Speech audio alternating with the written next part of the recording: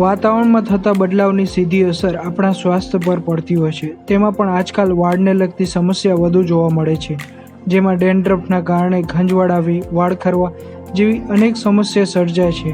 આ માટે લોકો માર્કેટમાં મળતી અનેક મોંઘી પ્રોડક્ટ ખરીદતા હોય છે અને ટ્રીટમેન્ટ પણ કરાવતા હોય છે. તેમ છતાં પણ વાળની સમસ્યા દૂર થતી નથી. તો આવો વાળની સમસ્યામાંથી છુટકારો મેળવવા માટે આપણે કેવા પ્રકારનો આહાર લેવો જોઈએ તેના વિશે જાણીએ. હાય, આઈ એમ ડોક્ટર નેહા પટેલ. આઈ એમ ન્યુટ્રિશનિસ્ટ. જ્યાં એક તરફ તમને ચોમાસું કાળઝાળ ગરમીથી બચવામાં રાહત આપે છે, ત્યાં ઘણા બધા લોકોને અત્યારે ચોમાસાના લીધે વાળ ખરવાની સમસ્યાઓ ઊભી થાય છે. મોટા ભાગના લોકોને આની સાથે સાથે વાળમાં ખંજવાળ આવી, વાળમાં ખોડો થવો, ખરવા અને એના સિવાય જે વાળનું લુક છે એમાં બરછટપણું, ડ્રાયનેસ, નિર્જીવ વાળ દેખાય છે. આના કારણે એ લોકો અત્યારે ઘણી બધી મોંઘી ટ્રીટમેન્ટમાં બિઝી થઈ જાય છે અને આ ટ્રીટમેન્ટ કરાવવાની પાછળ પણ ઘણા બધા કેમિકલ્સ યુઝ થાય છે, જે થોડા સમય પછી ઓર વધારે હેરફોલનો ઇસ્યુ વધારે છે. સો આના માટે આપણે આજે ચર્ચા કરીશું કે શું ધ્યાનમાં રાખવું જોઈએ, શું ખાવું જોઈએ અને કેવી રીતે આપણા વાળની સુંદરતાને વધારી શકાય. વાળની ક્વોલિટી વધારવા માટે આપણે એક સરસ મજાનું હેર માસ્ક બનાવવું જોઈએ, જેમાં મેથી દાણા છે, દહીં છે, ઈંડા છે અને થોડું ઘણું કોકોનટ ઓઇલ છે. એનું મિક્સર બનાવીને એકવાર પ્રોપર પેસ્ટ લગાવીને 2 થી 3 કલાક માટે રાખવું જોઈએ અને એના પછી એને માઇલ્ડ શેમ્પૂથી ધોઈને કન્ડિશનર કરી લેવું જોઈએ.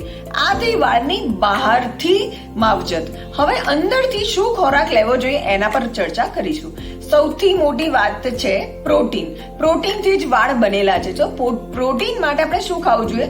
તો પ્રોટીન માટે પનીર છે, દૂધ છે, દહીં છે અને અલગ અલગ દાળોનો સમાવેશ કરવો જોઈએ. આના સિવાય તમે વાળને ખૂબ સારું પોષણ આપી શકો છો ફેટી એસિડથી. જે ફેટી એસિડ તમને મળે છે ફ્લેક્સ સીડ્સ છે, પમ્પકિન સીડ્સ છે અને અખરોટ છે. જો આ બધું ખાવામાં આવે તો એની ઇન્ટરનલી ચમક વધી જશે.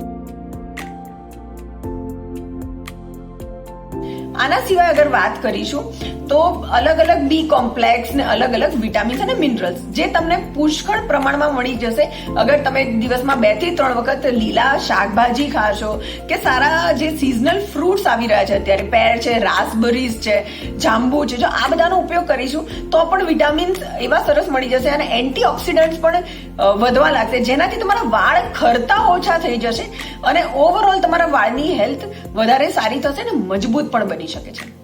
આની સાથે સાથે એ પણ ધ્યાન રાખવું જોઈએ કે એવું કયું ફૂડ છે જે ન ખાવું જોઈએ, કારણ કે જો તમે તળેલા પદાર્થ, તીખા પદાર્થ કે બહારના જો નાસ્તા કરતા હોય તો એ તમારી ગટ હેલ્થ ખરાબ કરશે અને તમારા વિટામિન્સ અને મિનરલ્સ એને પ્રોપર એબ્ઝોર્બ જ નહીં થવા દે.